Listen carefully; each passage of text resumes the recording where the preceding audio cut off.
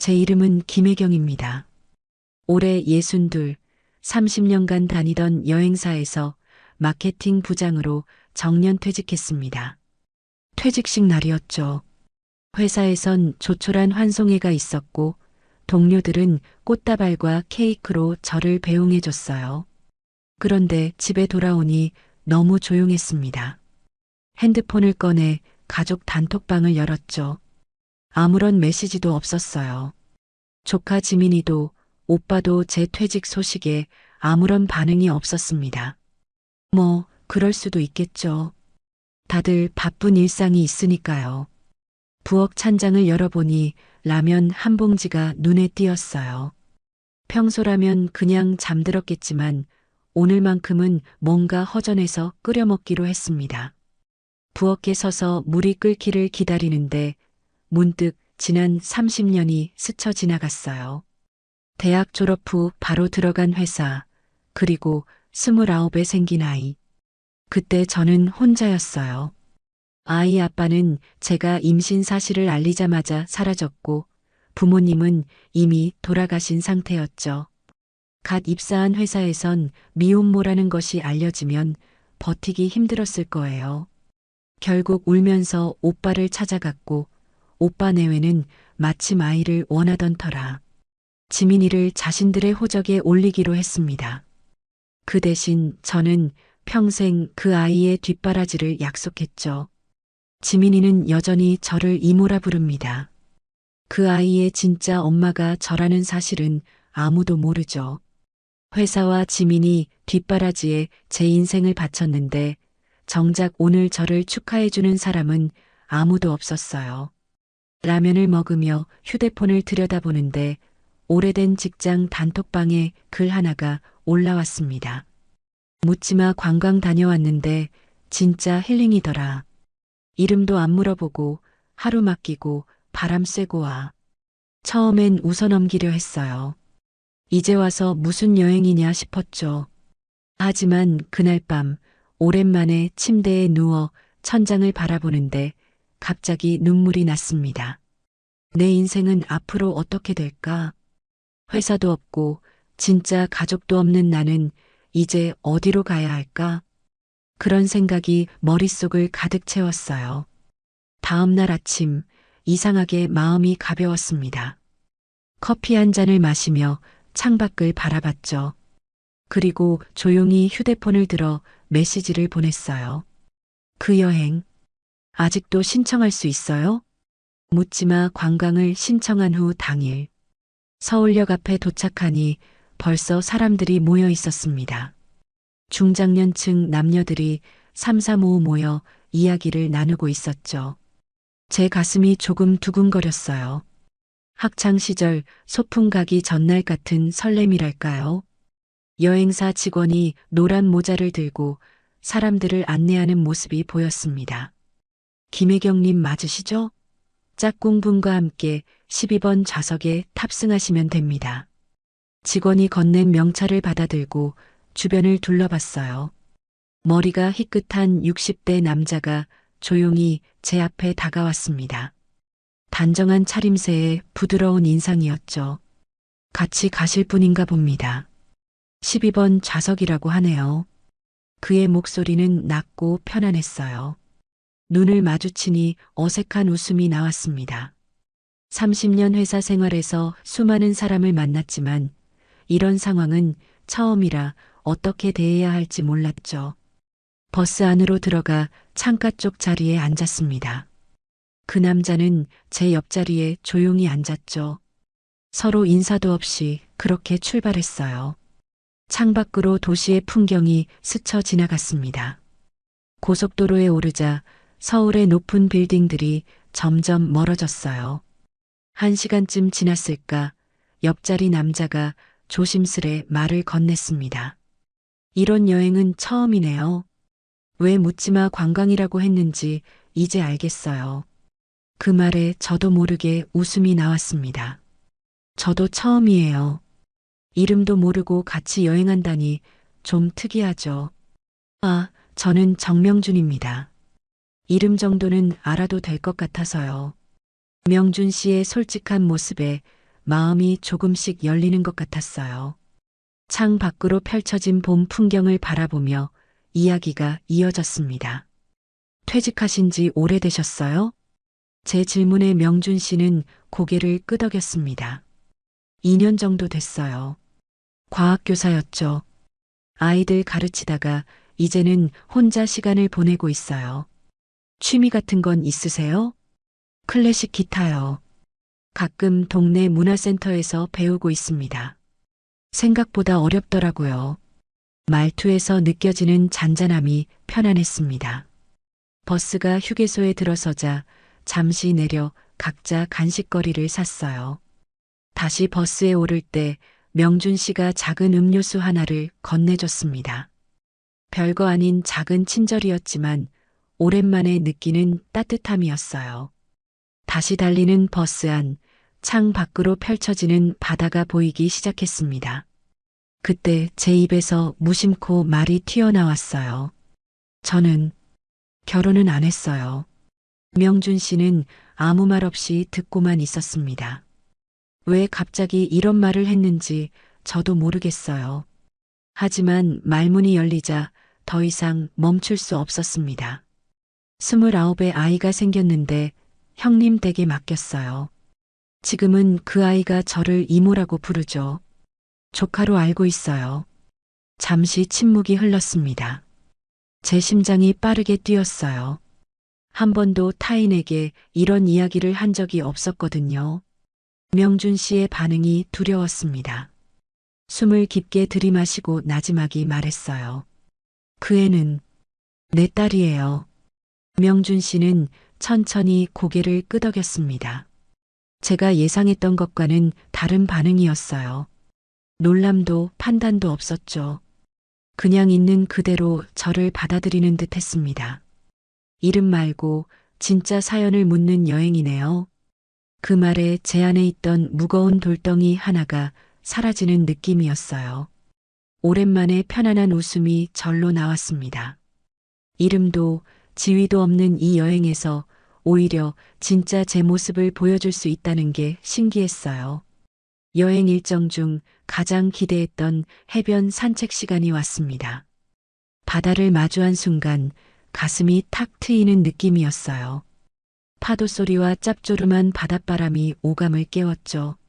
모래사장을 걷는데 몇 년은 젊어진 기분이었습니다.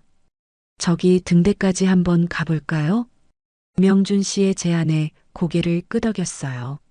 멀리 보이는 하얀 등대는 마치 우리를 부르는 것 같았습니다. 처음엔 가볍게 시작한 산책이었지만 오르막길이 생각보다 가팔랐어요.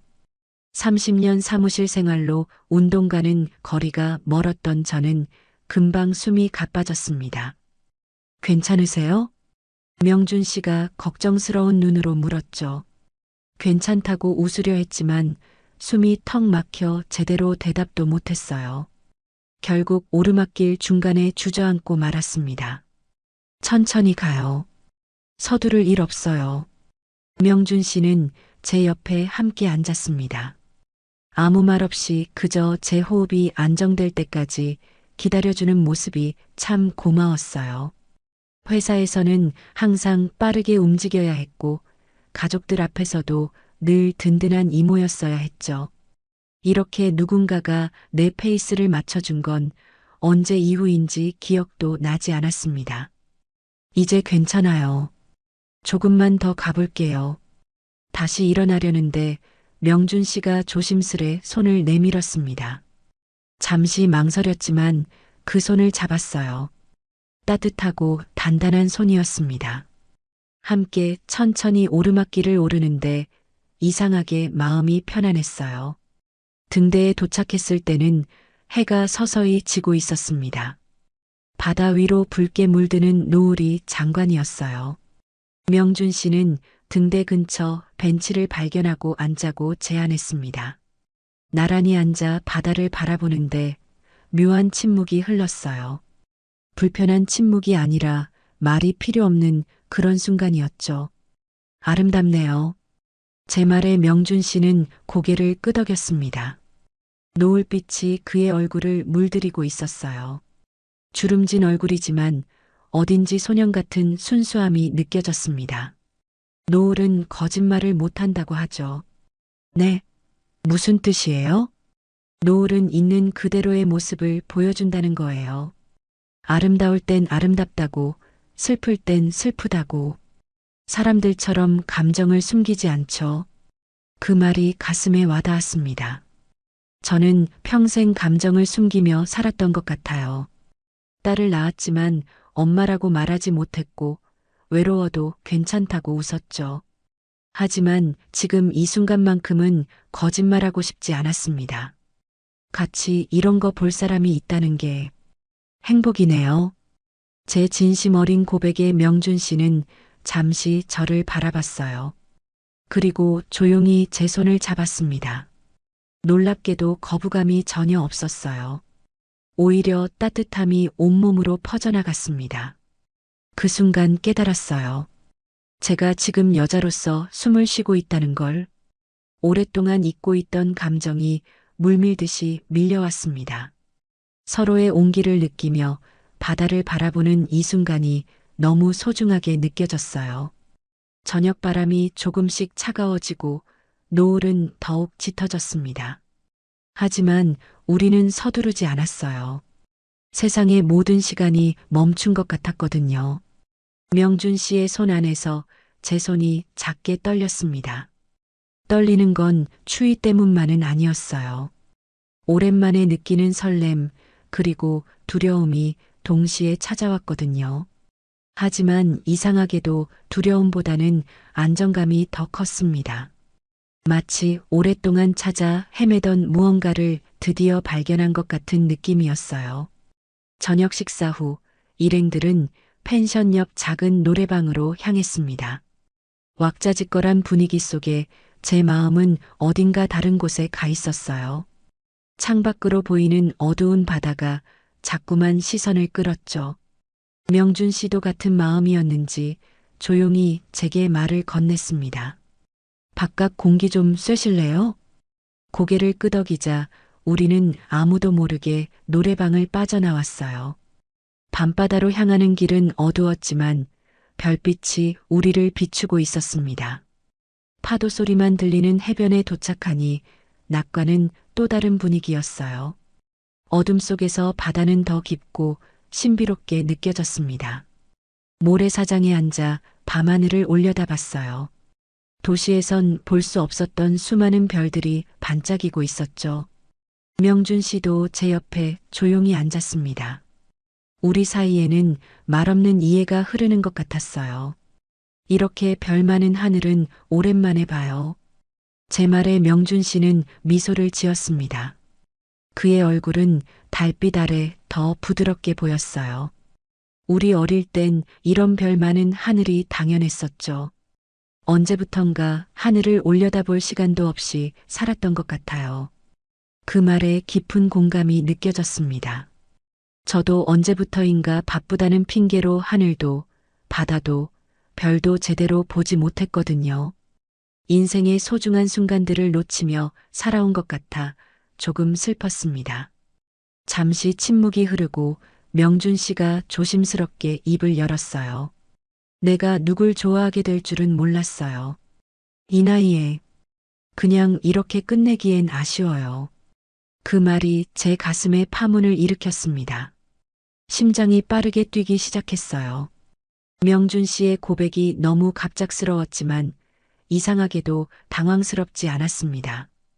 오히려 기다려왔던 말처럼 느껴졌어요. 저도 아쉬워요. 제 대답에 명준 씨의 눈빛이 달라졌습니다. 그 눈빛 속에는 설렘과 두려움, 그리고 진심이 담겨 있었어요. 천천히 그가 제 손을 잡았습니다.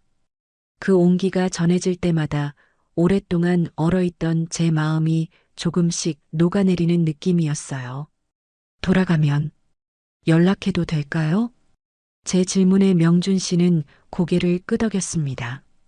말보다 더 확실한 그의 눈빛이 모든 것을 말해주고 있었어요. 바람이 조금 불자 저도 모르게 몸을 떨었습니다. 그러자 명준 씨가 자연스럽게 제 어깨를 감쌌어요. 그 순간에 따뜻함이 전해지며 무언가 결정적인 변화가 일어나고 있음을 느꼈습니다. 펜션으로 돌아가는 길, 우리의 발걸음은 평소보다 느렸어요. 서두를 이유가 없었거든요. 복도에서 각자의 방 앞에 서자 묘한 긴장감이 감돌았습니다. 명준 씨가 제 앞에 서서 말했어요. 들어가서 얘기 좀 더 할까요? 그 말에 제 심장이 쿵 내려앉는 느낌이었습니다. 잠시 고민했지만 곧 고개를 끄덕였어요. 방 안으로 들어서는 순간 이상하게도 평온함이 찾아왔습니다. 두려움보다는 설렘이, 불안보다는 기대감이 더 컸어요. 조심스럽게 다가오는 그의 손길. 처음엔 어색했지만 이내 자연스러워졌습니다. 오랜만에 여자로서의 감각이 깨어났어요. 서로를 향한 마음이 말이 아닌 손길로, 눈빛으로 전해졌습니다. 그 모든 순간이 소중하고 특별하게 느껴졌어요. 밤이 깊어갈수록 우리는 더 많은 이야기를 나눴습니다. 그리고 마침내 서로의 이름을 말했어요. 김혜경입니다. 정명준입니다. 만나서 반가웠습니다. 혜경 씨. 이름을 부르는 순간 묻지마 관광의 규칙은 깨졌지만 우리 사이에는 새로운 규칙이 만들어진 것 같았습니다. 이름을 알게 된 순간 이 인연이 단순한 여행에서 끝나지 않을 거란 확신이 들었어요. 여행에서 돌아온 후 일상은 크게 달라진 것 없이 흘러갔습니다. 하지만 제 마음속엔 분명 무언가 변화가 있었어요. 명준 씨와는 가끔 메시지를 주고받았죠. 서로 바빠서 만나지는 못했지만 작은 메시지 하나에도 설레는 제 모습이 어색하기도 했습니다. 그날은 평소와 다름없는 저녁이었어요. TV를 보며 혼자 저녁을 먹고 있는데 현관문 비밀번호 누르는 소리가 들렸습니다. 문이 열리고 지민이가 들어왔어요. 평소라면 이모 나왔어 하며 밝게 인사하는 아이였는데 이날은 달랐습니다. 얼굴은 붉게 상기되어 있었고 눈가는 붓고 빨갛게 변해 있었어요. 지민아, 무슨 일 있니? 제 물음에 지민이는 가방을 던지듯 내려놓고 소파에 털썩 주저앉았습니다. 그리고는 참았던 눈물을 터뜨렸어요. 이모, 담임 선생님이 나 발표하다가 사람들 앞에서 조롱했어. 아이의 떨리는 목소리가 제 가슴을 아프게 했습니다. 곁으로 다가가 지민이를 안아주었어요. 발표 주제가 나의 롤모델이었는데 지민이는 저를 롤모델로 썼다고 했어요. 그런데 담임이 이모가 롤모델이라니 창의성이 부족하다며 비웃었다는 겁니다. 창의성이 부족하다고 했다는 게 아니라 이모가 롤모델이면 어떤 점이 존경스러운지 구체적으로 써야지. 이런 건 가족 편지지 내용이다라고 했대. 그리고 다른 애들이 다 웃었어. 지민이의 떨리는 목소리를 듣는데 제 속에서 분노가 끓어올랐습니다. 아이가 자신의 롤모델로 저를 뽑았다는 사실에 감동도 컸지만 그보다 아이가 상처받은 게 견딜 수 없었어요. 지민이는 제게 정말 소중한 존재였으니까요. 진짜 내 딸이니까요. 지민아, 선생님이 너무하셨네. 괜찮아. 이모가 내일 한번 학교에 가볼게. 지민이는 놀란 표정으로 저를 바라봤어요. 이모, 괜찮아. 그냥 잊어버리고 싶어. 하지만 이미 제 마음은 결정되어 있었습니다. 내 아이가 상처받는 걸 그냥 넘어갈 수 없었어요. 다음 날 오후 지민이의 학교로 향했습니다. 발걸음은 무거웠지만 결연했어요. 교문에 들어서니 까마득한 학창 시절이 떠올랐습니다. 교무실을 찾아 조심스레 문을 두드렸어요. 들어오세요. 익숙한 목소리에 심장이 한번 크게 뛰었습니다. 설마 그런 생각을 하며 문을 열었어요. 그리고 교무실 안에서 마주친 얼굴은 다름 아닌 정명준 씨였습니다. 그 역시 저를 보고 놀란 표정이었어요. 시간이 멈춘 듯한 순간이었습니다. 혜경 씨? 명준 씨의 입에서 제 이름이 흘러나왔어요. 머릿속이 하얘지면서 온갖 생각이 뒤섞였습니다. 어떻게 명준 씨가 여기에? 지민이의 담임이 명준 씨라고? 그럼 그날 바닷가에서? 혼란스러움에 말문이 막혔어요. 여기서 뭐 하시는 거예요? 겨우 입을 열어 물었습니다. 명준 씨는 잠시 당황한 듯 하다가 이내 침착하게 설명했어요. 아, 선생님이 아니라 제 조카 담임의 삼촌입니다. 잠시 보호자 데리러 왔어요. 혜경 씨는 그제서야 상황이 이해됐습니다. 지민이의 담임은 명준 씨가 아니라 그의 조카였던 거예요. 하지만 그럼에도 이런 우연이라니. 생각지도 못한 재회에 마음이 복잡했습니다. 기쁨과 당혹감, 그리고 약간의 불안감까지. 어떤 감정을 먼저 꺼내야 할지 몰랐어요. 제 조카 때문에 왔어요. 어제 발표 시간에 있었던 일로. 말을 끝맺지 못하고 쭈뼛거리고 있는데 옆에서 다른 선생님이 다가왔습니다. 혹시 지민이 보호자 되시나요? 담임 선생님 곧 오실 건데 잠시만 기다려 주시겠어요? 명준 씨와 저는 서로를 바라보며 어색한 미소를 지었습니다. 심장은 여전히 이상하게 뛰고 있었어요. 교무실 옆 상담실로 자리를 옮겨 명준 씨와 마주 앉았습니다. 창문으로 들어오는 오후 햇살이 테이블 위에 그림자를 만들었어요. 담임 선생님은 잠시 다른 학부모와 면담 중이라 저희만 남겨졌죠. 어색한 침묵이 흘렀습니다. 생각지도 못한 곳에서 만나게 될 줄은 몰랐네요. 명준 씨가 먼저 입을 열었어요. 그의 목소리는 조금 떨리는 것 같았습니다. 저도 심장이 빠르게 뛰고 있었어요. 여행에서의 기억이 물밀듯이 밀려왔죠. 노을빛 바다, 별빛 아래 나눈 대화, 그리고 그날 밤. 얼굴이 화끈거렸습니다. 저도요. 어쩐지 믿기지가 않네요. 잠시 또 침묵이 흘렀어요. 창밖에서는 아이들의 웃음소리가 들려왔습니다. 명준 씨가 조심스럽게 말을 이었어요. 지민이 일 때문에 오셨다고 했죠? 제가 조카에게 사정을 들었어요. 발표 시간에 있었던 일. 순간 제 마음속에 다시 분노가 일었지만 그의 진지한 표정을 보니 일단 듣기로 했습니다. 지민이 발표 주제가 오해를 불러온 것 같아요. 나의 롤모델이라는 주제에서 대부분 아이들은 유명인이나 역사적 인물을 선택하는데 지민이는 이모님을 선택했죠. 그 자체는 전혀 문제가 없어요. 오히려 아름다운 일이죠. 명준 씨의 말에 제 마음이 조금 누그러졌습니다. 지민이가 저를 롤모델로 선택했다는 사실이 다시 한번 가슴을 따뜻하게 했어요. 하지만 담임 선생님이 원했던 건 단순히 이모가 롤모델이라는 것보다 어떤 면에서 존경하는지에 대한 구체적인 내용이었나 봐요. 선생님이 감정적으로 대응한 것 같아 유감이지만 아이들을 조롱하려는 고의는 아니었을 거예요. 명준 씨는 차분하게 상황을 설명했습니다. 그의 말을 들으며 머릿속이 복잡해졌어요. 한편으로는 지민이의 상처를 생각하면 여전히 화가 났지만 다른 한편으로는 선생님의 의도를 이해할 수도 있었거든요. 저는 말없이 창밖을 바라봤습니다.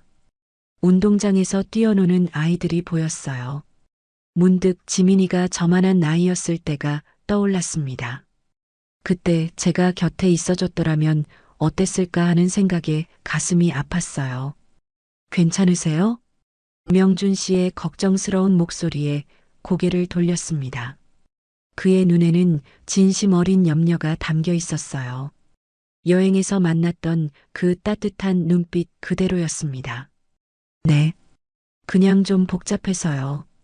충분히 이해해요. 지민이는 혜경 씨에게 특별한 아이니까요. 그 말에 가슴이 철렁 내려앉았습니다. 혹시 명준 씨가 지민이와 제 관계를 알고 있는 걸까요? 여행에서 술김에 한 고백을 기억하고 있는 걸까요? 불안감이 밀려왔어요. 명준 씨는 제 표정 변화를 눈치챘는지 부드럽게 미소 지었습니다. 혜경 씨, 우연히 다시 만나게 되어 기쁘네요. 하지만 지금 상황이 어색하다는 것도 이해해요. 그리고는 잠시 망설이다 이어 말했어요. 혜경 씨, 전 그날을 후회하지 않아요. 하지만 지금은 아무 말 안 하셔도 괜찮아요. 그냥 마음이 다치지 않으셨으면 좋겠어요. 그의 말이 진심으로 느껴졌습니다.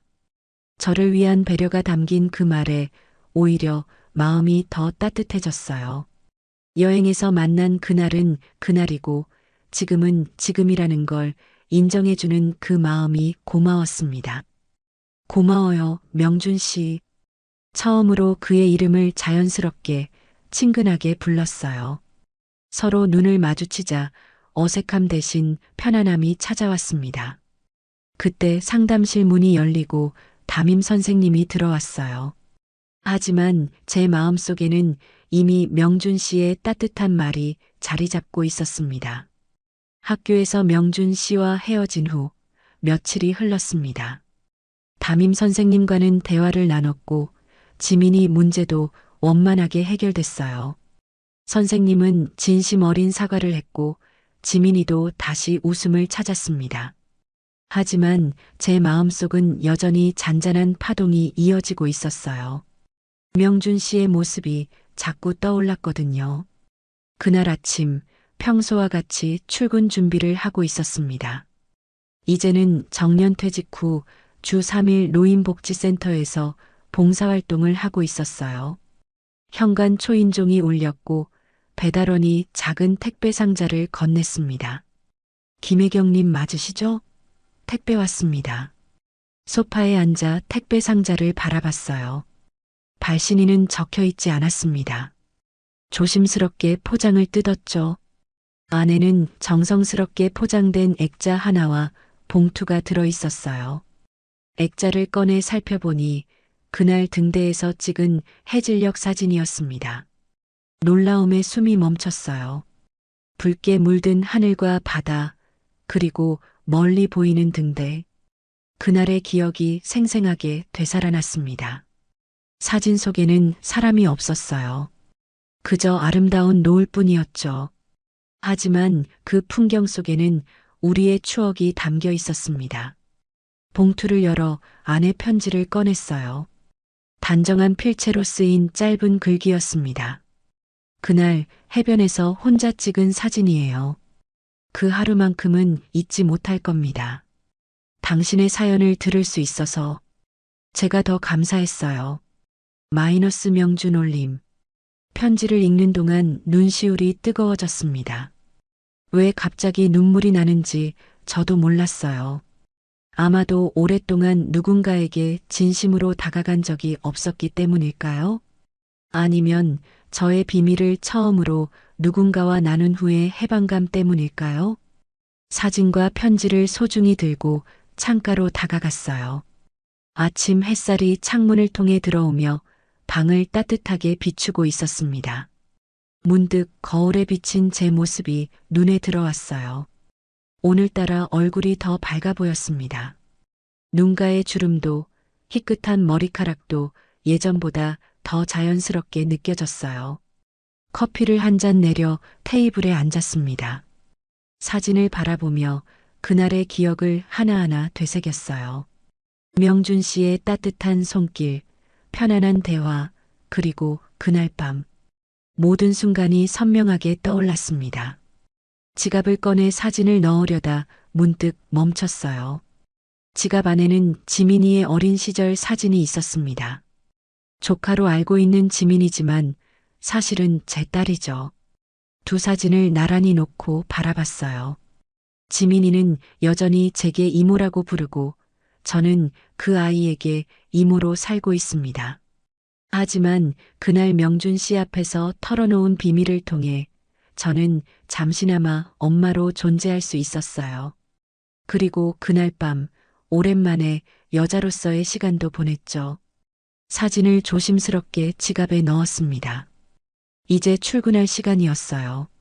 평소와 다름없이 현관문을 열고 나갔지만 제 발걸음은 한결 가벼워진 것 같았습니다.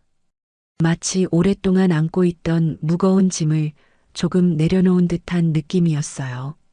버스 안에서 창밖을 바라보며 생각했습니다. 명준 씨에게 답장을 보낼까? 전화를 할까? 아니면 그냥 이대로 두는 게 좋을까? 여러 생각이 머릿속을 맴돌았지만 이상하게도 조급함은 없었어요. 때가 되면 자연스럽게 답이 나오리라는 확신이 들었습니다. 복지센터에 도착해 하루를 시작했어요. 어르신들과 함께하는 시간 동안에도 가끔씩 명준 씨의 얼굴이 떠올랐습니다. 그리고 문득 깨달았어요. 내 인생의 새로운 페이지가 열리고 있다는 것을. 비록 늦은 나이지만 아직 내 이야기는 끝나지 않았다는 것을. 시간은 빠르게 흘러갔습니다. 우리는 종종 메시지를 주고받았지만 각자의 삶이 있었기에 다시 만나지는 못했어요.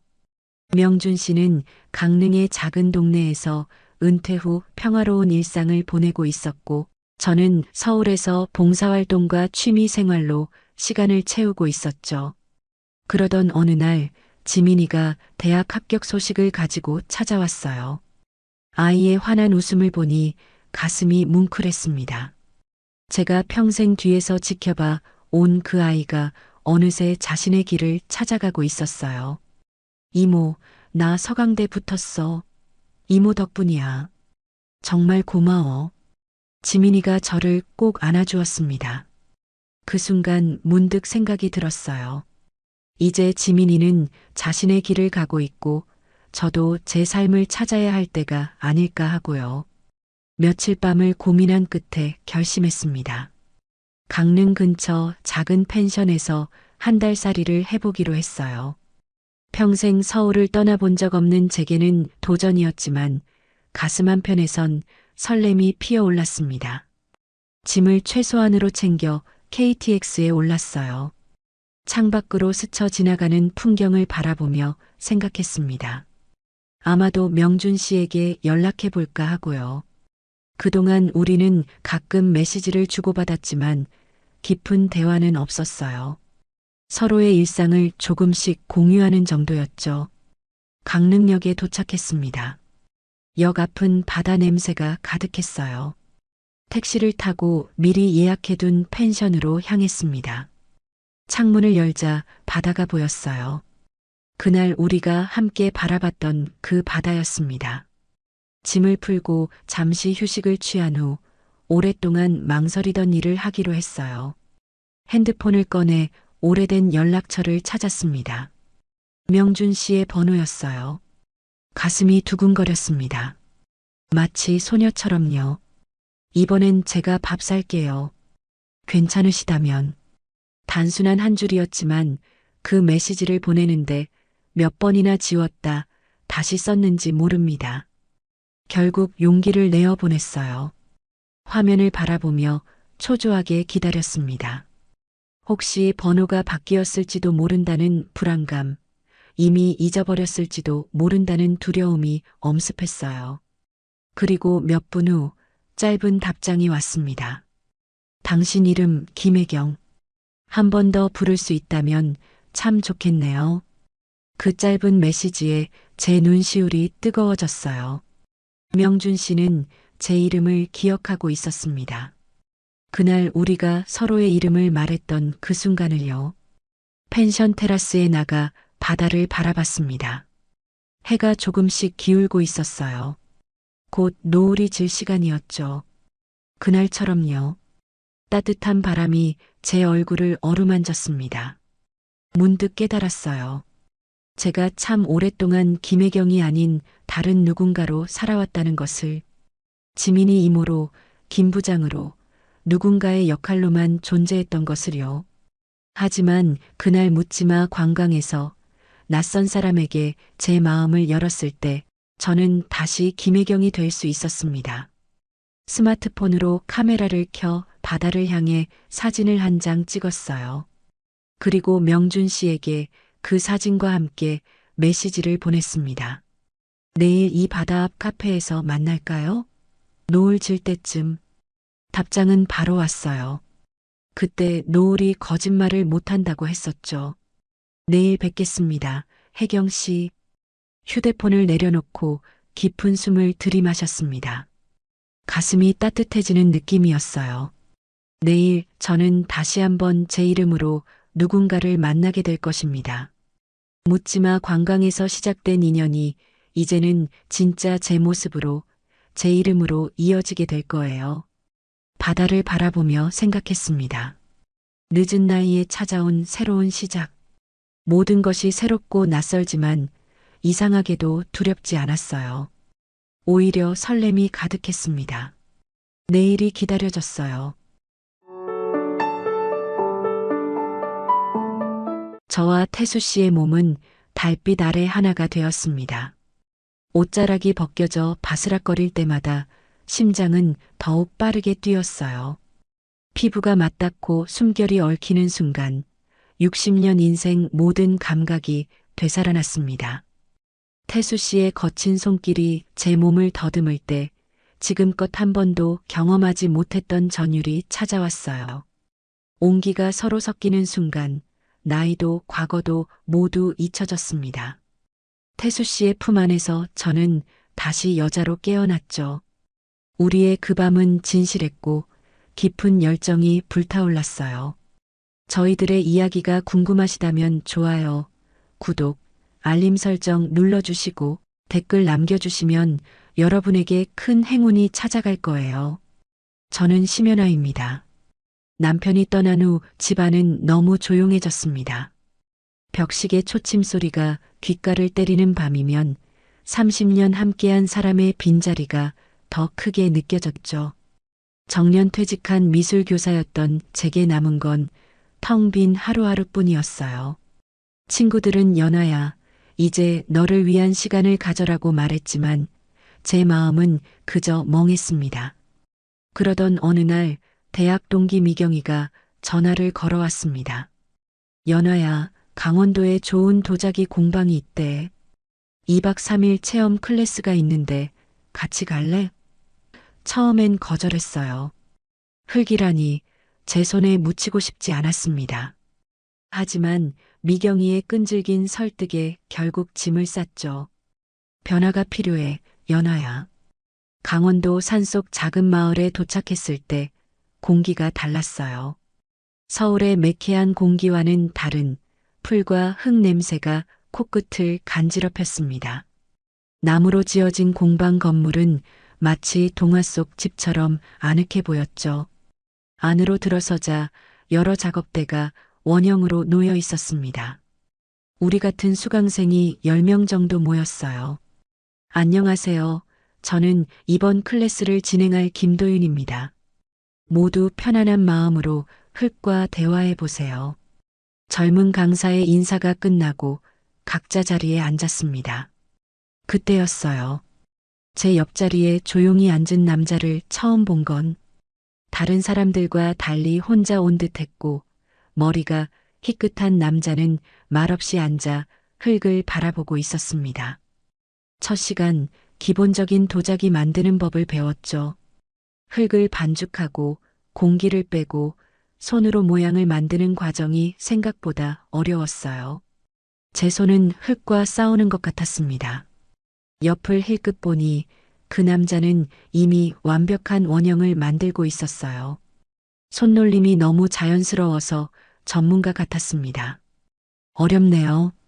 제 말에 그는 잠시 고개를 들었습니다. 깊은 주름 사이로 조용한 눈빛이 느껴졌어요. 천천히 하면 됩니다. 짧은 대답과 함께 그는 제 흙을 살짝 만졌습니다. 그의 손길이 닿은 자리에서 흙이 말을 들었어요. 이상하게도 심장이 빠르게 뛰었습니다. 성함이? 용기를 내어 물었죠. 강태수입니다. 짧게 대답하고 다시 자신의 작업에 몰두했습니다. 태수의 손가락은 마치 피아니스트처럼 섬세하게 흙과 대화하는 것 같았어요. 60대 초반으로 보이는 그의 옆 얼굴은 조각상처럼 고요했습니다.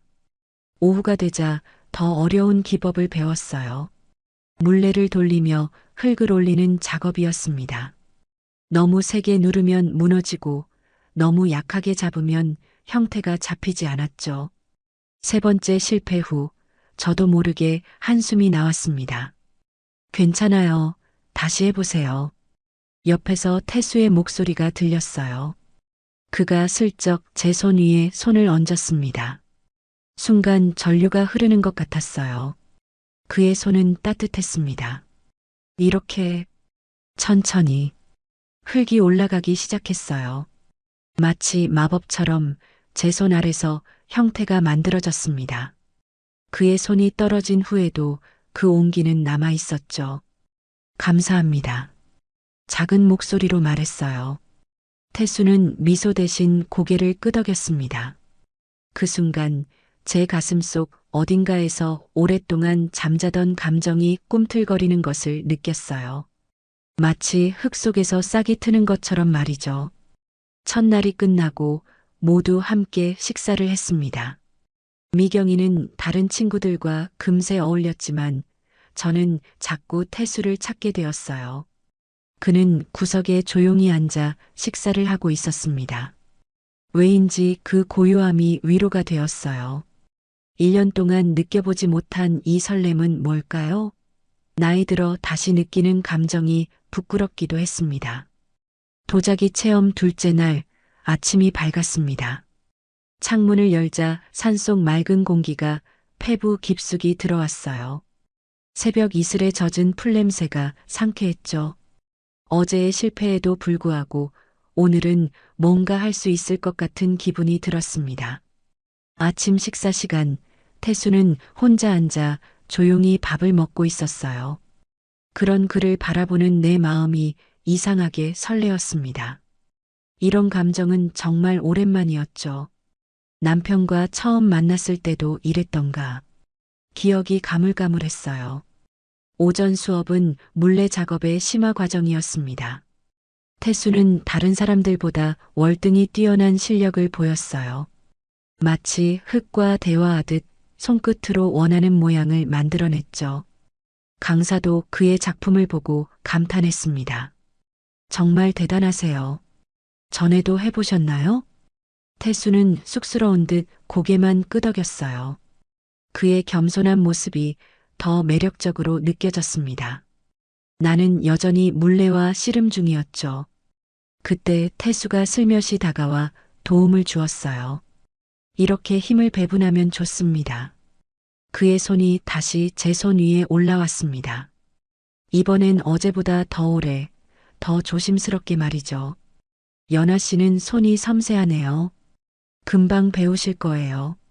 태수의 칭찬에 얼굴이 뜨거워졌습니다. 나이 들어 이런 감정을 느끼다니 스스로가 부끄러웠어요. 하지만 그의 진심 어린 말투에 마음이 녹아내렸죠.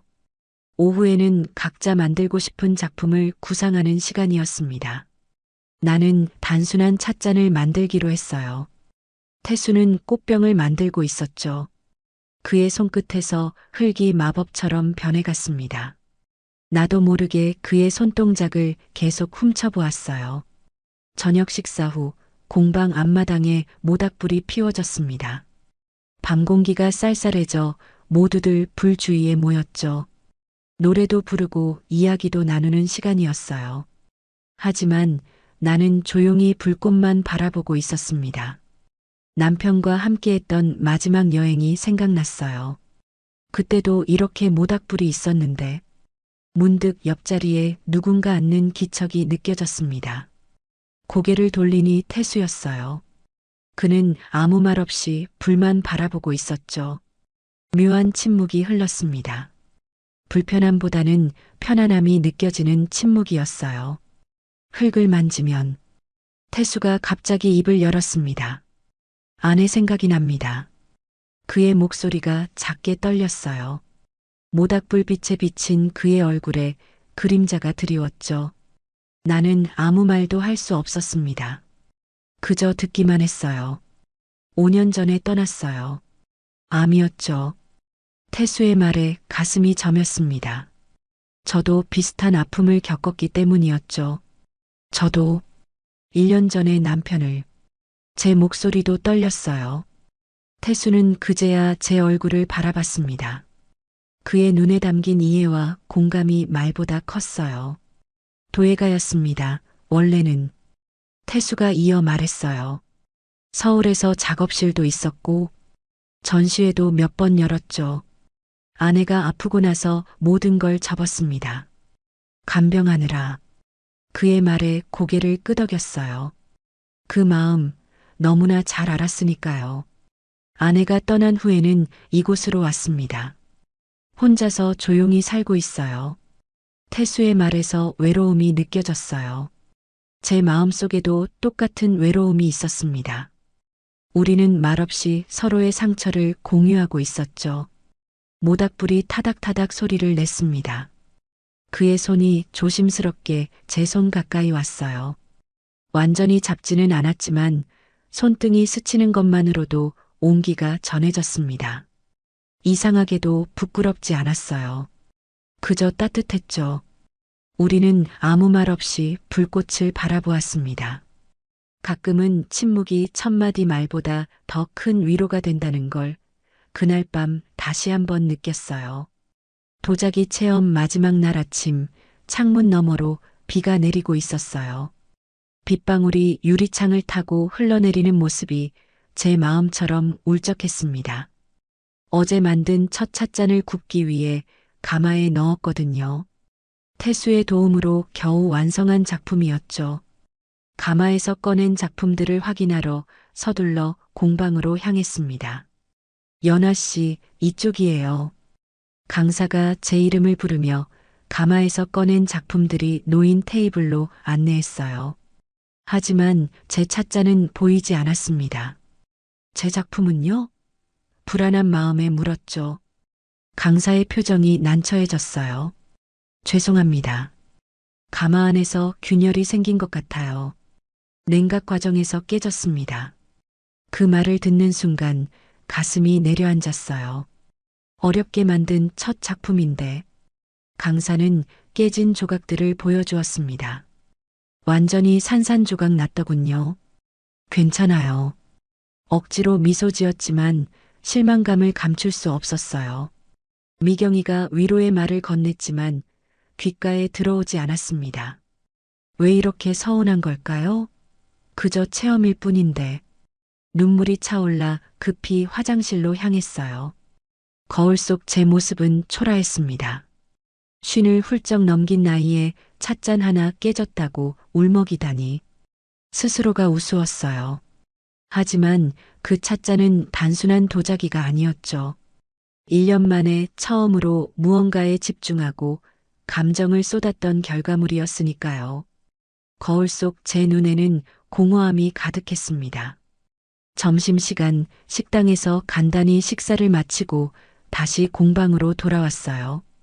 오후엔 마지막으로 간단한 작품 하나를 더 만들 시간이 있었죠. 제 작업대에 다가가는데 뭔가 눈에 띄었습니다. 분명 비어 있었던 자리에 작은 찻잔 하나가 놓여 있었어요.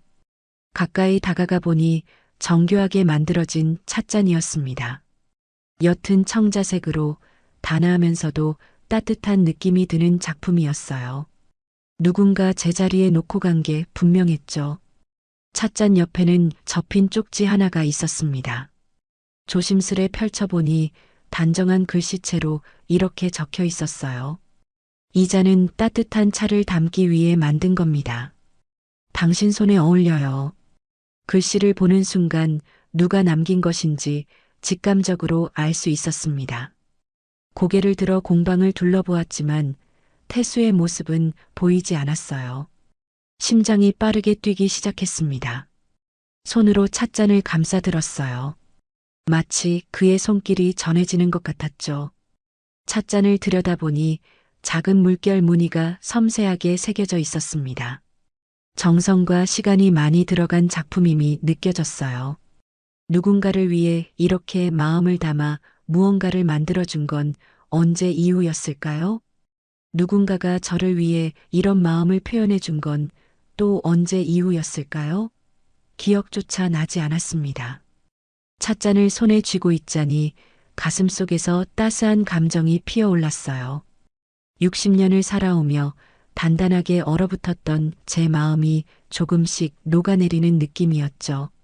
미경이가 다가와 찻잔을 보더니 눈을 동그랗게 떴습니다. 이거 누가 준 거야? 궁금해하는 미경이에게 대답하지 않고 미소만 지었어요. 오후 수업이 시작되었지만 태수는 나타나지 않았습니다. 강사에게 물어보니 개인 사정으로 조퇴했다고 했어요. 왠지 모르게 허전했습니다. 감사 인사도 제대로 전하지 못했는데 손가락으로 찻잔의 곡선을 따라 쓸어내렸어요. 마치 그의 손길을 느끼는 것 같았습니다. 마지막 작품을 만들며 계속 그 찻잔을 바라보았어요. 단순한 도자기가 아니라 누군가의 마음이 담긴 선물. 그 의미가 가슴 깊이 스며들었습니다. 오랫동안 잊고 지냈던 설렘이 다시 깨어나는 기분이었죠. 마치 오래된 찻잔에 따뜻한 차가 다시 채워지는 것처럼 말이에요. 도자기 체험 마지막 밤이 찾아왔습니다. 내일이면 서울로 돌아가야 했어요. 이곳에서의 시간이 꿈처럼 느껴졌죠. 저녁 식사를 마치고 숙소로 돌아왔는데 갑자기 천둥 소리와 함께 비가 쏟아지기 시작했습니다. 창밖으로 보이는 산은 이미 어둠에 잠겨 있었어요. 비 때문인지 전기가 불안정했습니다. 숙소 내 일부 조명이 꺼지고 로비에만 비상등이 켜져 있었어요. 사람들은 하나둘 자기 방으로 돌아갔죠. 미경이도 피곤하다며 먼저 방으로 들어갔습니다. 저는 어쩐지 잠이 오지 않아 로비의 창가 소파에 앉아 빗방울이 유리창을 타고 흘러내리는 모습을 바라보고 있었어요. 아직 안 주무셨군요. 갑작스런 목소리에 놀라 고개를 돌렸습니다. 태수였어요. 오후 내내 보이지 않던 그가 어느새 제 옆에 서 있었죠. 심장이 빠르게 뛰기 시작했습니다. 네. 비소리를 듣고 있었어요. 무심코 대답했지만 사실은 그를 생각하고 있었어요. 그 찻잔에 담긴 마음을 어떻게 받아들여야 할지 고민하고 있었죠. 태수는 아무 말 없이 제 옆 소파에 앉았습니다.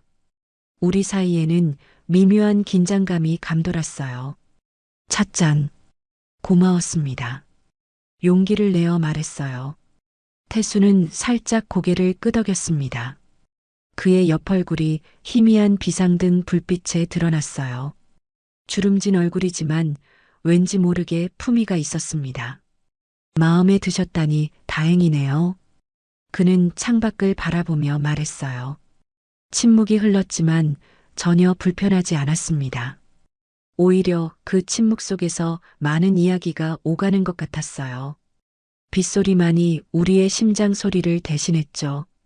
내일이면 태수가 말을 시작했습니다. 서울로 돌아가시겠군요. 그의 목소리에 아쉬움이 묻어났어요. 저도 같은 마음이었습니다. 이 짧은 만남이 이렇게 끝나는 것이 너무 아쉬웠어요. 네, 그렇네요. 더 이상의 말이 나오지 않았습니다. 뭐라고 해야 할지 몰랐어요. 60 넘은 나이에 이런 감정을 어떻게 표현해야 할지 막막했죠. 그때 태수의 손이 조용히 제 손 위에 놓였습니다. 따뜻했어요. 마치 오랫동안 기다려왔던 손길 같았습니다. 고개를 들어 그의 눈을 바라보았어요. 그의 눈에는 말로 표현할 수 없는 깊은 감정이 담겨 있었습니다. 젊은 날의 격정적인 욕망과는 달랐어요. 세월이 빚어낸 깊고 따뜻한 그 무엇. 우리는 말없이 서로의 눈동자에 담긴 외로움과 그리움을 읽고 있었죠. 태수가 천천히 저에게 다가왔습니다. 그의 숨결이 제 뺨에 닿았어요. 눈을 감았습니다. 그의 입술이 제 입술에 닿는 순간 시간이 멈춘 것 같았어요. 떨리는 손으로 그의 팔을 잡았습니다. 오랜 시간 잠들어 있던 여자로서의 감정이 깨어났어요. 같이 있어도 될까요? 태수가 귓가에 속삭였습니다. 대답 대신 저는 그의 손을 잡았어요. 우리는 천천히 일어나 그의 방으로 향했습니다. 복도를 걸으며 심장이 터질 듯이 뛰었어요. 이것이 잘못된 일일까? 아니요. 우리는 충분히 기다렸습니다. 충분히 외로웠고 충분히 그리웠어요. 그의 방 문이 닫히고 우리는 다시 서로를 바라보았습니다.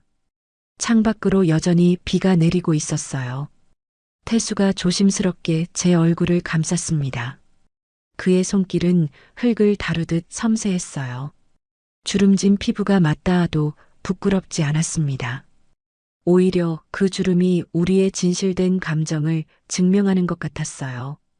옷이 바스락거리며 벗겨지고 두 개의 숨결이 하나가 되었습니다.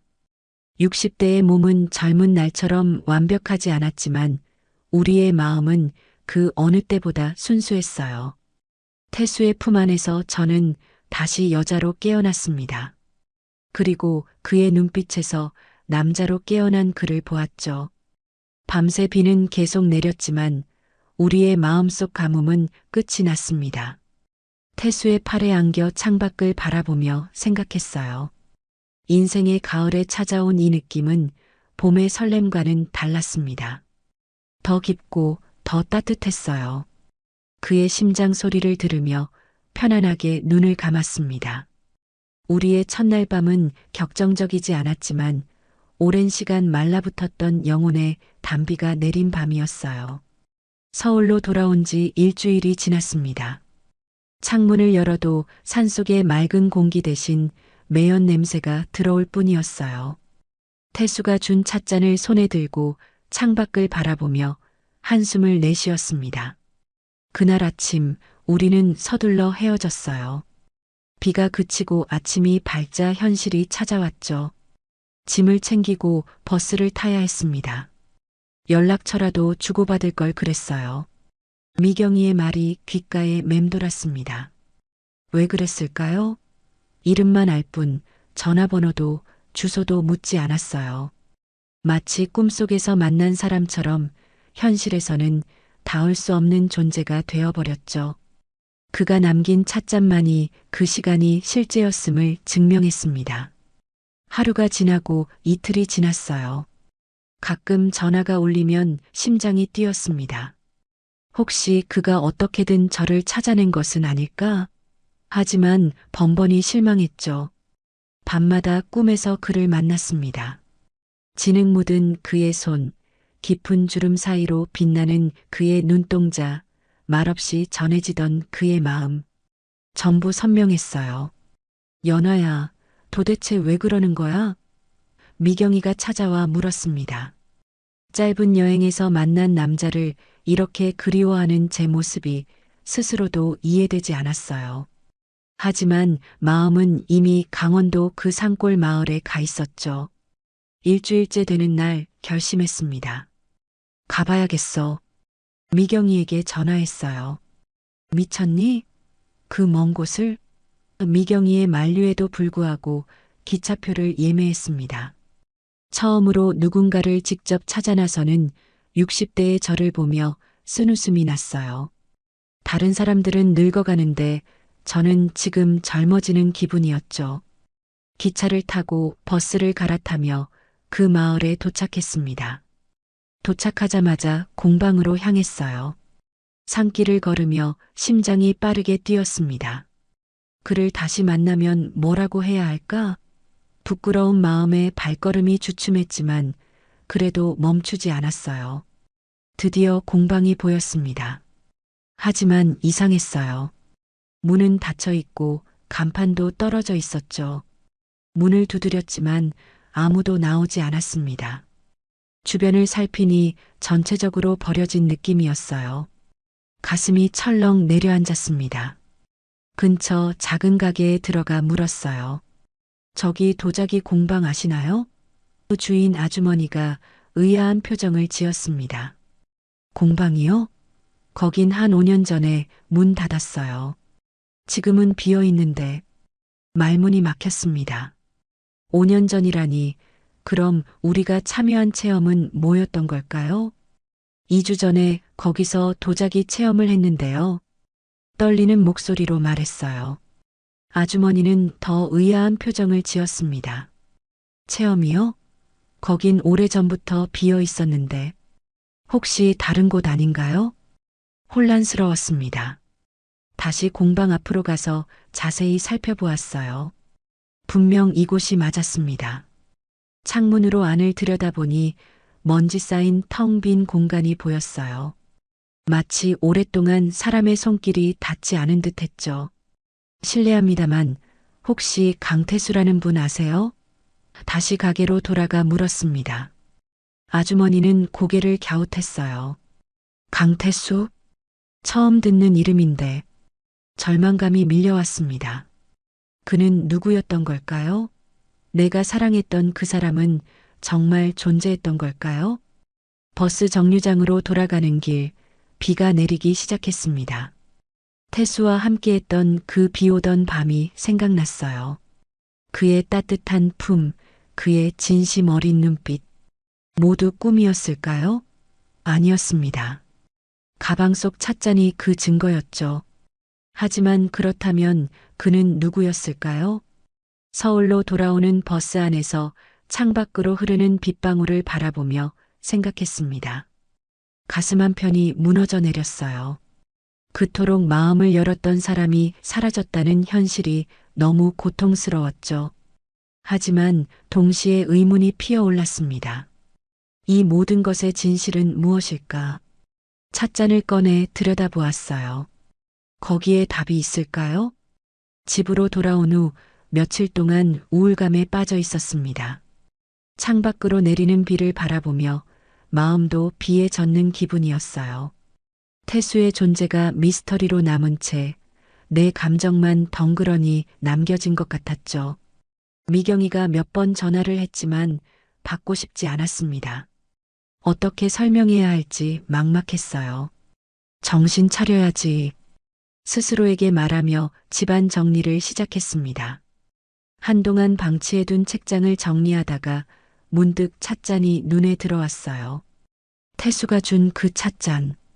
조심스럽게 손에 들고 가만히 바라보았습니다. 이건 분명 실제 했던 일이에요. 환상이 아니었죠. 찻잔 바닥에 묻은 먼지를 닦아내려 천으로 살살 문질렀습니다. 그런데 무언가 글씨처럼 보이는 것이 보였어요. 빛이 잘 드는 창가로 가서 자세히 보니 작은 글씨가 새겨져 있었습니다. 강태수 작. 심장이 빠르게 뛰었어요. 이건 분명 사인이었죠. 그가 직접 만든 작품이라는 증거였습니다. 컴퓨터를 켜고 강태수 도예가를 검색했습니다. 기대 반, 두려움 반이었어요. 진실을 알고 싶으면서도 한편으론 모르고 싶었죠. 검색 결과가 뜨자 숨이 막혔습니다. 여러 기사가 나왔어요. 유명 도예가 강태수 재단 기금 횡령 혐의로 기소. 도예계의 별 추락하다. 8년 전 기사들이었습니다. 떨리는 손으로 기사를 클릭했어요. 강태수는 한때 한국 도예계의 거장으로 불리던 인물이었습니다. 여러 전시회를 열고 해외에서도 인정받던 작가였죠. 그런데 8년 전 그가 이사로 있던 도예재단의 기금을 횡령한 혐의가 제기되었어요. 결국 기소되었고 재판 결과 무죄 판결을 받았지만 도예계를 떠났다고 했습니다. 기사에 첨부된 사진을 보니 틀림없는 태수였어요. 지금보다 젊지만 그 조용한 눈빛은 똑같았습니다. 가슴이 먹먹해졌어요. 내가 만난 그 사람, 내가 사랑했던 그 사람은 과거의 상처를 안고 있는 사람이었던 거죠. 더 많은 정보를 찾기 위해 검색을 이어갔습니다. 마지막 기사는 7년 전 것이었어요. 강태수 모든 작품 기증 후 행방불명. 기사에 따르면 그는 모든 재산과 작품을 기부한 후 홀연히 사라졌다고 했습니다. 그 이후로는 어떤 기록도 없었어요. 머릿속이 복잡해졌습니다. 도대체 어떻게 된 일일까요? 공방은 5년 전에 문을 닫았는데 우리는 분명 그곳에서 체험을 했어요. 태수는 분명 그곳에 있었고 우리는 함께 시간을 보냈죠. 제가 느낀 감정은 진짜였어요. 그의 손길, 그의 눈빛, 그의 온기, 모두 진짜였습니다.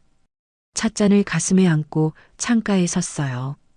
비가 그치고 석양이 비치기 시작했습니다. 마음속에 의문이 가득했죠. 그는 왜 자신의 정체를 숨겼을까? 그 공방은 어떻게 된 걸까? 무엇보다 내가 느낀 감정은 진짜였을까? 눈을 감고 그의 얼굴을 떠올렸습니다. 가슴속에서 따뜻한 감정이 다시 피어올랐어요. 이건 분명 진실이었습니다. 적어도 내 마음만큼은. 태수의 과거를 알게 된 후로 마음이 더 복잡해졌습니다. 그가 한때 유명 도예가였다는 사실과 횡령혐의라는 충격적인 과거가 믿기지 않았어요. 매일 밤 찻잔을 바라보며 그 짧았던 시간을 떠올렸습니다. 진실은 무엇일까? 갈증처럼 목이 말랐죠. 그러던 어느 날 미경이가 전화를 걸어왔어요. 연아야, 강릉에 도자기 축제가 열린대. 우리 갈래? 처음엔 거절하려 했습니다. 하지만 문득 이게 기회일지도 모른다는 생각이 들었어요. 도예에 관심 있는 사람들이 모이는 곳이라면 어쩌면 태수에 대한 정보를 얻을 수 있을지도 모르죠. 그래, 가자. 미경이가 놀란 목소리로 되물었습니다. 정말? 내가 선뜻 응하다니 의외인데. 사실 저도 의외였어요. 하지만 마음 한구석에선 그를 다시 만날 수 있을지도 모른다는 기대가 자라고 있었습니다. 강릉 도자기 축제장은 사람들로 북적였어요. 다양한 도예가들의 작품이 전시되어 있었고 현장에서 시연도 진행되고 있었죠. 미경이와 천천히 부스들을 둘러보았습니다. 가끔 머리가 희끗한 남자를 보면 심장이 쿵쾅거렸어요. 하지만 번번이 실망했죠. 점심을 먹고 다시 축제장을 돌아다니던 중 구석진 곳에 마련된 작은 부스가 눈에 들어왔습니다. 사람들의 관심을 끌지 못했는지 한적했어요. 그곳에서 혼자 도자기를 만들고 있는 남자의 뒷모습이 낯익었습니다. 심장이 요동쳤어요. 미경아, 잠시만 기다려. 말하고 그 부스로 걸어갔습니다.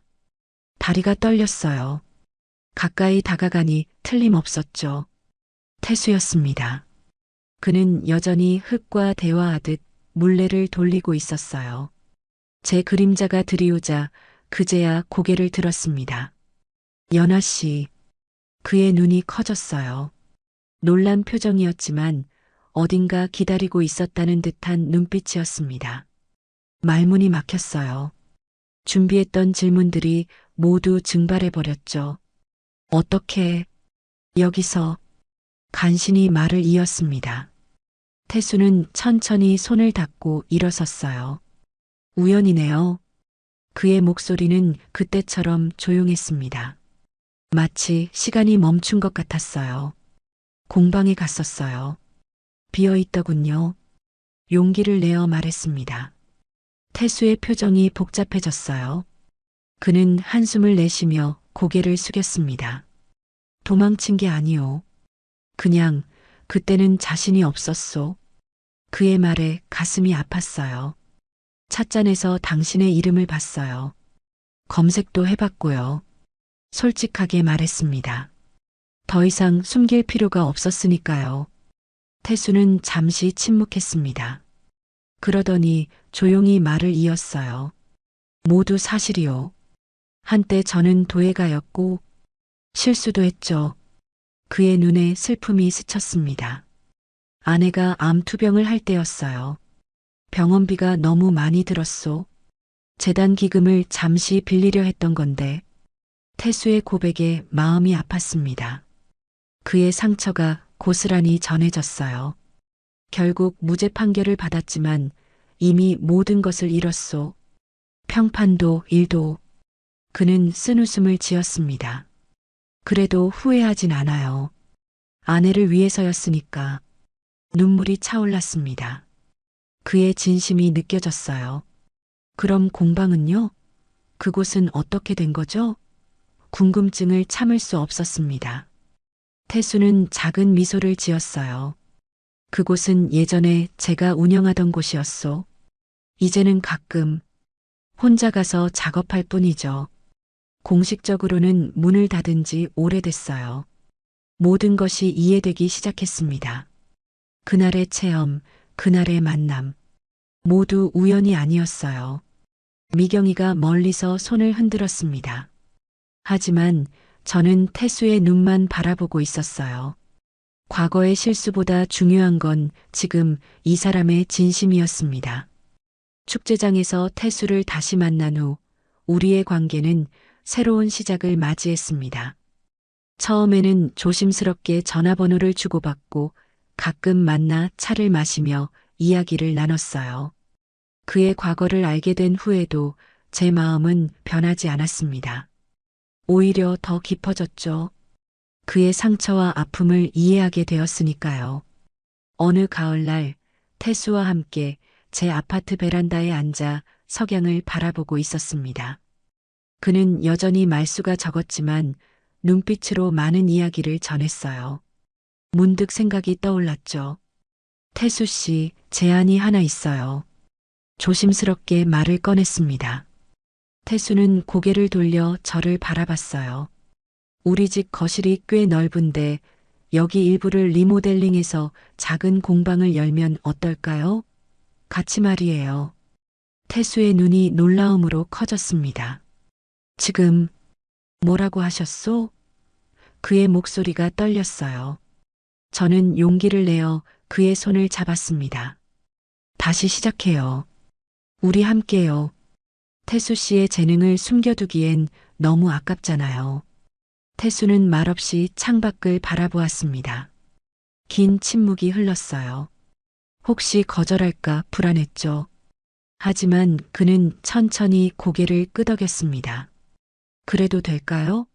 제 과거는 중요하지 않아요. 지금 그리고 앞으로가 중요하죠. 확신을 담아 말했습니다.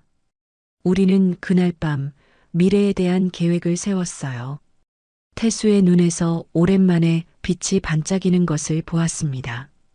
2달 후 제 거실의 절반은 아담한 공방으로 변신했어요. 흙 냄새가 집안을 가득 채웠지만 그 냄새가 좋았습니다. 태수는 매일 아침 일찍 와서 작업을 시작했어요. 저는 퇴직한 미술교사로서 어린이들을 위한 프로그램을 기획했습니다. 연화의 흙놀이 교실이라는 이름으로 동네 아이들을 가르치기 시작했어요. 태수는 어르신들을 위한 도예 클래스를 열었습니다. 함께 일하면서 우리는 서로의 빈자리를 채워갔어요. 제 집과 마음에 다시 웃음소리가 가득했습니다. 첫 번째 전시회는 작게 열었어요. 동네 주민들과 친구들만 초대했죠. 태수의 작품이 다시 세상에 나오는 순간이었습니다. 전시회 날 그의 손이 떨리는 것을 느꼈어요. 조용히 그의 손을 잡아주었습니다. 함께해요. 이제부터는. 어느덧 1년이 흘렀습니다. 우리의 작은 공방은 입소문을 타고 알려졌어요. 특히 노년층 부부들이 많이 찾아오셨죠. 우리처럼 인생의 후반에 새로운 시작을 꿈꾸는 분들이었습니다. 태수는 그분들에게 도예를 가르치며 자신감을 되찾았어요. 오늘은 우리가 처음 만난 지 정확히 1년 2개월이 되는 날입니다.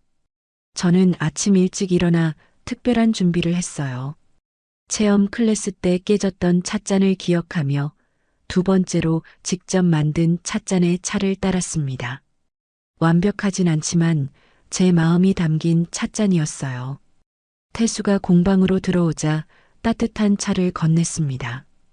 그는 의아한 표정으로 찻잔을 바라보았어요. 제가 직접 만든 2번째 찻잔이에요. 첫 번째는 깨졌잖아요. 태수의 눈이 촉촉해졌습니다. 저는 미소 지으며 말했어요. 흙은 때로 금이 가도 다시 붙여 만들 수 있다더군요. 사랑도 그렇다면 나는 지금부터 시작입니다. 태수는 말없이 제 손을 잡았어요. 그의 손길에서 평생의 약속이 느껴졌습니다. 창밖으로 봄 햇살이 비치고 있었어요. 황혼의 나이에 찾아온 진짜 봄. 우리는 늦게 만났지만 그래서 더 소중한 시간을 보내고 있습니다. 흙 속에서 다시 피어난 우리의 사랑처럼 인생은 언제라도 다시 시작할 수 있다는 것을 배웠어요. 심장이 정말 미친 듯이 뛰었습니다. 제 나이 64년을 살아오면서 이런 떨림은 처음이었어요. 이불 끝자락을 꼭 쥔 손에 땀이 배어났습니다. 그리고 그 순간 제 다리에서 저도 모르게 힘이 스르르 빠져나갔어요. 그리고는 침대 가장자리에 완전히 주저앉고 말았죠. 그가 제 손을 조심스럽게 잡았습니다.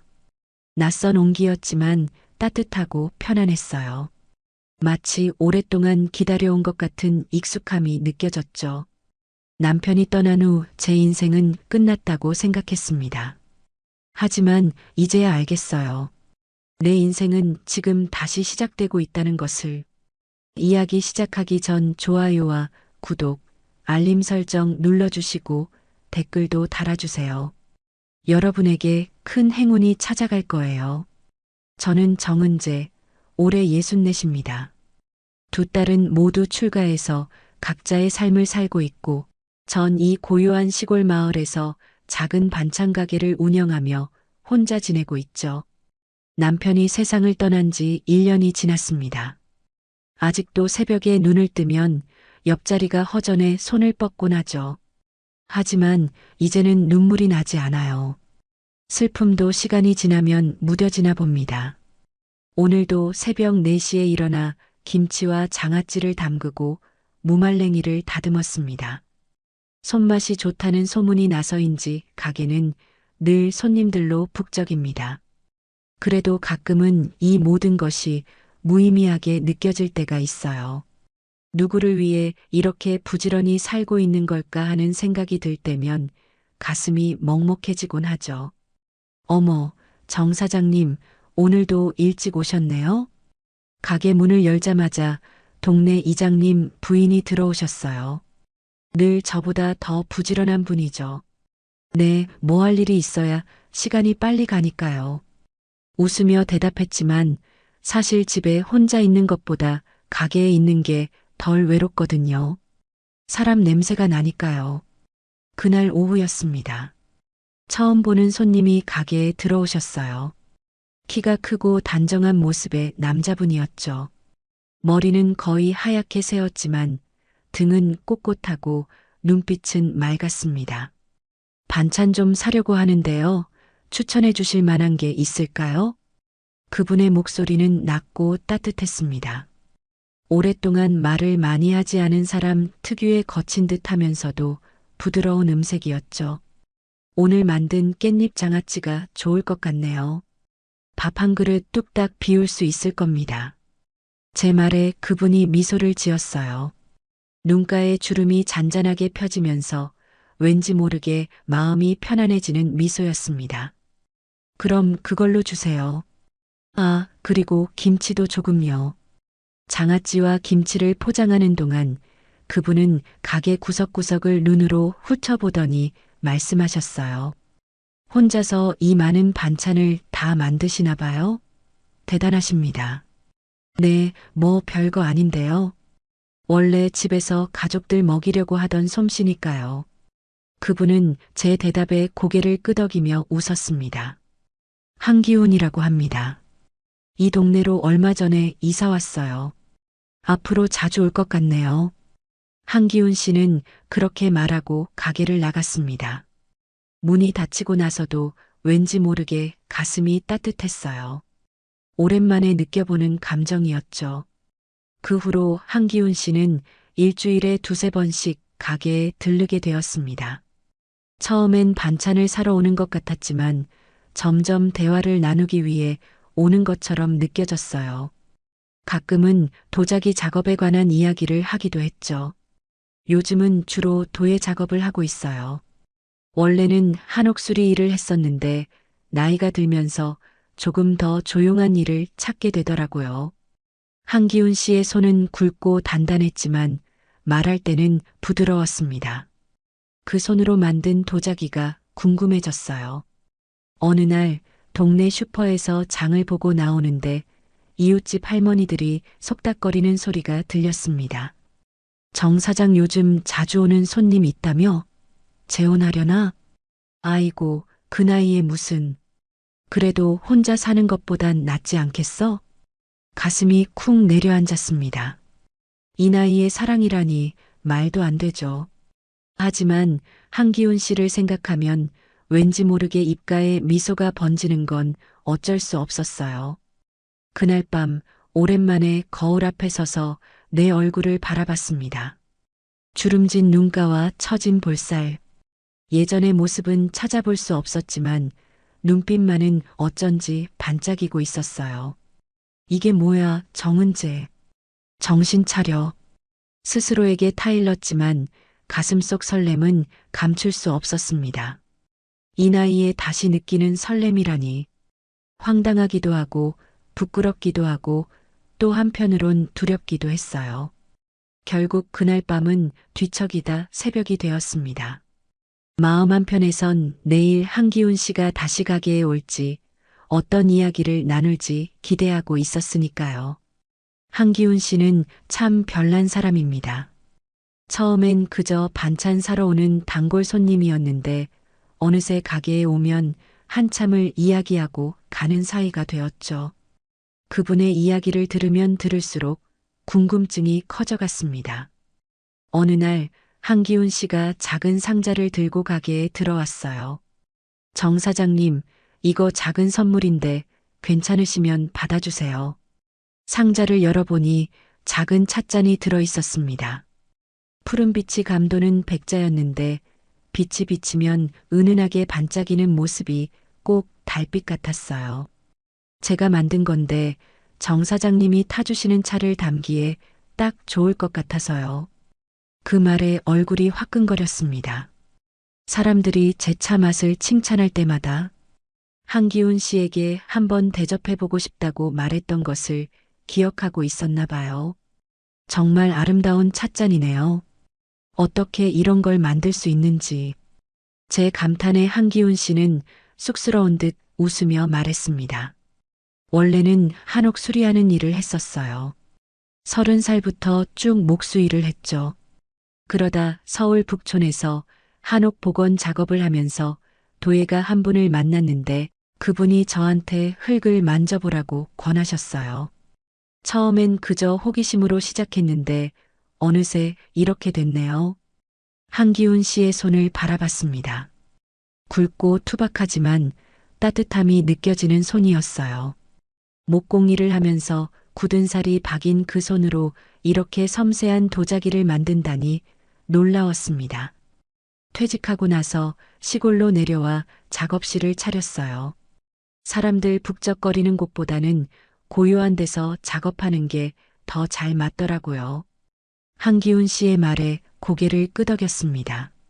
나도 비슷한 이유로 이 조용한 마을에 남아있는 걸지도 모르겠다는 생각이 들었어요. 언제 한번 작업실에 놀러 오실래요? 제가 만든 다른 작품들도 구경하시고. 그 제안에 심장이 빠르게 뛰기 시작했습니다. 혼자 사는 남자의 집에 간다는 것이 내키지 않을 법도 한데 이상하게 두렵지 않았어요. 좋아요. 시간 될 때 한번 가볼게요. 다음 날 가게 문을 닫고 집에 돌아오는 길에 한기훈 씨의 작업실이 있는 방향을 한참 바라봤습니다. 아직 방문하지는 않았지만 어떤 모습일지 자꾸 상상이 되었어요. 흙 냄새가 가득하고 햇살이 비치는 창가에 도자기들이 가지런히 놓여 있을 것 같았죠. 일주일 후 용기를 내어 한기훈 씨의 작업실을 찾았습니다. 마을 외곽의 조그만 한옥이었는데 문을 열자 상상했던 그대로의 풍경이 펼쳐졌어요.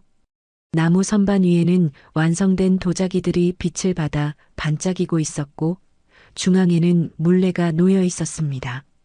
와주셔서 감사합니다. 차 한잔 하실래요? 한기훈 씨가 내려준 차는 제가 팔던 국화차였습니다. 그가 선물한 찻잔에 따라주는 차는 평소보다 더 향기롭게 느껴졌어요. 작업실을 둘러보며 도자기들을 하나하나 만져봤습니다. 각각의 작품에는 한기훈 씨의 이야기가 담겨 있는 듯 했어요. 이건 제가 처음 만든 작품이에요. 많이 서툴죠? 한기훈 씨가 보여준 첫 작품은 투박했지만 정성이 느껴졌습니다. 시간이 지날수록 작품들은 점점 더 섬세해지고 아름다워졌어요. 저녁 시간인데 같이 앉기 하실래요? 제가 간단히 준비해 놨습니다. 그 말이 이상하게 자연스럽게 들렸어요. 평소 같았으면 거절했을 텐데 입에서 나온 대답은 네, 좋아요. 였습니다. 한기훈 씨와 함께하는 시간이 편안하게 느껴졌거든요. 그의 과묵함 속에 담긴 따뜻함이 좋았습니다. 말은 적어도 눈빛으로 대화하는 것 같은 느낌이 들었어요. 한기훈 씨가 차린 저녁 식탁에는 소박하지만 정성이 담긴 반찬들이 놓여 있었습니다. 내가 만든 반찬도 몇 개 보였죠. 제가 요리에는 소질이 없어서 정 사장님 반찬이 많이 도움이 됩니다. 그 말에 웃음이 나왔습니다. 처음으로 누군가의 식탁에 내 반찬이 오른다는 사실이 뿌듯했어요. 한기훈 씨와 저녁을 함께한 지 한 달쯤 지났을까요? 봄바람이 살랑이는 어느 주말 갑자기 서울에서 둘째 딸 유진이가 내려왔습니다. 직장일이 바빠 명절에도 잘 오지 못했는데 갑작스러운 방문이 의아했죠. 엄마, 요즘 남자친구라도 생겼어? 식탁에 앉자마자 유진이가 던진 질문에 숟가락을 떨어뜨릴 뻔했습니다. 어떻게 알았을까 싶었는데 동네 어르신이 큰딸에게 전화를 했고 그 소식을 유진이가 들었다는 거예요. 뭐, 그냥 가끔 가게에 오는 손님이야. 별거 아니야. 시선을 피하며 대답했지만 유진이의 날카로운 눈빛을 피할 수는 없었습니다. 엄마, 그 사람이 누구예요? 어떤 사람인지는 알아봤어요? 유진이의 목소리가 높아졌습니다. 평소 차분한 아이가 이렇게 흥분하는 모습은 처음이었어요. 한기훈 씨는 괜찮은 사람이야. 도예가고 과묵하지만 다정한 사람이야. 제 말에 유진이는 한숨을 내쉬더니 고개를 저었습니다. 엄마 아빠 돌아가신 지 1년밖에 안 됐잖아요. 그리고 그 사람 뭘 보고 믿어요? 요즘 노인들 노리는 사기꾼 많다던데. 가슴이 철렁 내려앉았습니다. 유진이의 말이 틀린 건 아니었어요. 한기훈 씨에 대해 얼마나 알고 있을까 생각해 보니 그저 그와 나눈 대화와 느낌만으로 신뢰하고 있었습니다. 유진아, 엄마가 어리석은 사람은 아니잖니. 한기훈 씨는 내 돈이나 가게를 바라는 사람이 아니야. 말은 그렇게 했지만 마음속으로는 흔들리기 시작했습니다. 정말 내가 잘 알지도 못하는 사람에게 마음을 열고 있는 건 아닐까? 딸의 걱정이 갑자기 현실적으로 다가왔어요. 그래도 엄마 좀 더 알아보고 천천히 생각해 보세요. 서두를 것 없잖아요. 유진이의 말이 맞았습니다. 서두를 필요는 없었어요. 하지만 한기훈 씨를 생각하면 여전히 마음이 따뜻해지는 건 어쩔 수 없었습니다. 그날 저녁 유진이가 서울로 돌아간 후 한기훈 씨에게서 전화가 왔어요. 정 사장님, 내일 시간 되시면 잠깐 뵈도 될까요? 목소리가 평소와 달리 무거웠습니다. 저도 모르게 유진이의 말이 떠올랐어요. 의심의 씨앗이 자라기 시작한 걸까요? 네, 가게에서 봬요. 다음 날 한기훈 씨는 약속 시간보다 일찍 가게에 나타났습니다. 평소와 달리 굳은 표정이었어요. 정 사장님, 제가 말씀드리지 않은 것이 있어요. 갑작스러운 고백에 가슴이 덜컥 내려앉았습니다. 혹시 유진이 말처럼 뭔가 숨기고 있는 걸까 하는 불안감이 밀려왔어요. 사실 저도 결혼한 적이 있었습니다. 한기훈 씨의 눈에 슬픔이 어렸습니다. 그는 천천히 자신의 과거를 이야기하기 시작했어요. 아내가 있었습니다. 미네라고 5년 전에 암으로 떠났어요. 한기훈 씨의 눈에 그림자가 드리워졌습니다. 그의 말을 듣는 순간 마음 한구석이 아려왔어요. 저도 비슷한 상실을 겪었으니까요. 처음엔 말씀드리기가 어려웠어요. 이제 와서 새로운 인연을 만나는 게 죄스러운 것 같기도 하고, 한기훈 씨의 고백을 들으며 안도감과 동시에 묘한 감정이 올라왔습니다. 유진이가 걱정했던 것과 달리 그는 정직한 사람이었어요. 하지만 미네라는 이름을 들으니 왠지 모를 불안감도